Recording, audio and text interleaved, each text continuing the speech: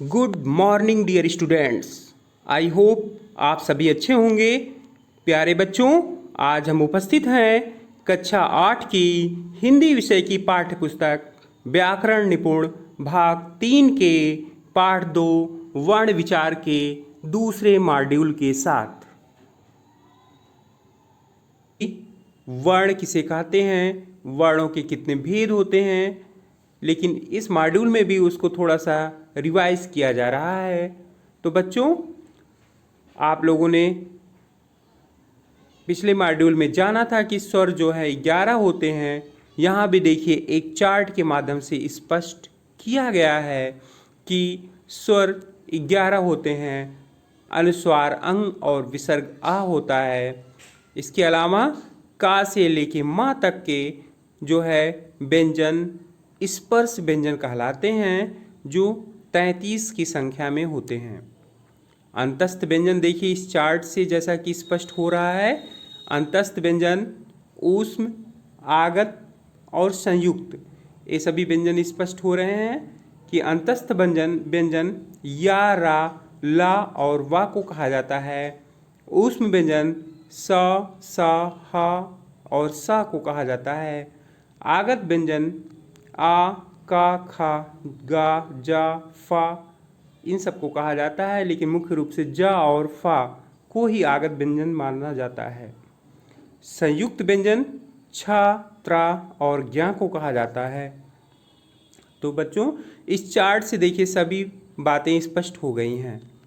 अब इसके बाद व्यंजन की परिभाषा हम समझ लेते हैं। तो व्यंजन जिन वर्णों का उच्चारण स्वतंत्र रूप से नहीं होता तथा जिनके उच्चारण में स्वरों की सहायता ली जाती है, उन्हें व्यंजन कहते हैं। व्यंजन का उच्चारण स्वतंत्र रूप से नहीं होता, बल्कि ये स्वरों पर निर्भर होते हैं। इनके उच्चारण में स्वरों की सहायता ली जाती है। इस तरीके से व्यंजन की कुल संख्या 33 होती है और का से लेके माँ तक सभी व्यंजन जो है स्पर्श व्यंजन, अंतस्थ व्यंजन जो 4 होते हैं, उस व्यंजन भी 4 होते हैं और संयुक्त व्यंजन भी 4 होते हैं, जो इस चार्ट में स्पष्ट किए गए हैं। अब इसके बाद आते हैं बच्चों, श्वास की मात्रा के आधार पर व्यंजनों का वर्गीकरण 2 प्रकार से किया जाता है, अल्प प्राण और महाप्राण। अल्प प्राण व्यंजन वे होते हैं जिनके उच्चारण में कम वायु लगती है और कम प्रयत्न करना पड़ता है, उन्हें अल्प प्राण व्यंजन कहते हैं, जैसे का, गा, ता, दा आदि। महाप्राण जिन व्यंजनों के उच्चारण में अधिक वायु लगे और अधिक प्रयत्न करना पड़े, उन्हें महाप्राण व्यंजन कहते हैं। प्रत्येक वर्ग का दूसरा और चौथा व्यंजन महाप्राण व्यंजन होता है। तो बच्चों, महाप्राण व्यंजन की पहचान होती है कि हर वर्ग में जो दूसरे और चौथे व्यंजन होते हैं वे महाप्राण व्यंजन कहलाते हैं, और अल्प प्राण व्यंजन पहले और तीसरे व्यंजन अल्प प्राण व्यंजन कहलाते हैं। जैसे खा, इसकी महाप्राण व्यंजनों की उदाहरण समझ लीजिए। खा, घा, झा, फा, ये सब जो है महाप्राण व्यंजनों के उदाहरण हैं। संयुक्त व्यंजन दो भिन्न व्यंजनों के परस्पर सहयोग को संयुक्त व्यंजन कहते हैं।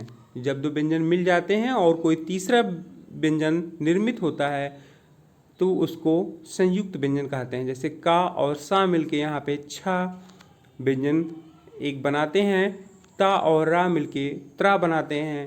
तो ये सब जो है संयुक्त व्यंजन कहलाते हैं, और इनके द्वारा बनाए गए शब्द जैसे कच्छा, मित्र, ये सब जो है संयुक्त व्यंजन के उदाहरण होते हैं।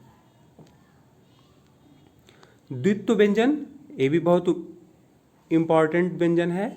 तो बच्चों, जब इसकी पहचान होती है जब एक ही वर्ण 2 बार आ जाते हैं, एक ही वर्ण 2 बार मिलते हैं, तो उन्हें द्वित्व व्यंजन कहते हैं। जैसे पत्ता, अब इसमें देखिए ता वर्ण की आवृत्ति 2 बार हो गई है। कच्चा, चा की भी आवृत्ति 2 बार हो गई है। बच्चा, इसमें भी चा की 2 बार आवृत्ति हो गई है।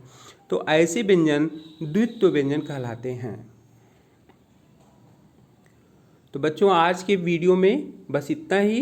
अब कुछ बहुविकल्पीय प्रश्न आपके सामने आ रहे हैं और उनके माध्यम से आपका मूल्यांकन किया जाएगा। आपका पहला प्रश्न है, जिन वर्णों के उच्चारण में स्वरों की सहायता ली जाती है उन्हें कहते हैं। प्रश्न को ध्यान से समझिएगा। जिन वर्णों के उच्चारण में स्वरों की सहायता ली जाती है उन्हें कहते हैं। आपके विकल्प हैं का व्यंजन, खा वचन, गा कारक और घा सर्वनाम। जी हाँ बच्चों, गेस कीजिए।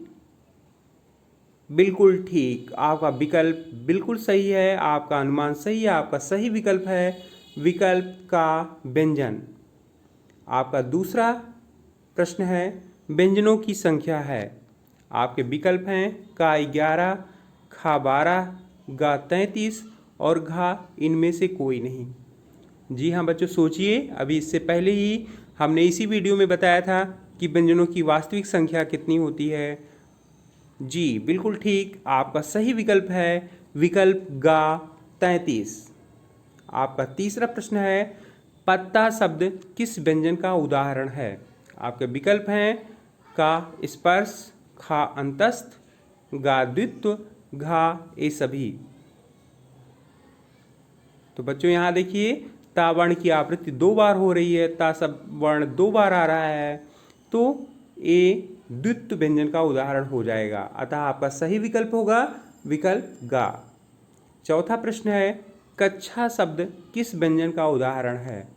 के विकल्प हैं का स्पर्श व्यंजन, खा अंतस्थ व्यंजन, गा संयुक्त व्यंजन और घा इनमें से कोई नहीं। जी हाँ बच्चों, गेस कीजिए। वेरी गुड, आपका सही विकल्प है विकल्प गा संयुक्त व्यंजन। तो ये तो थे बहुविकल्पीय प्रश्न।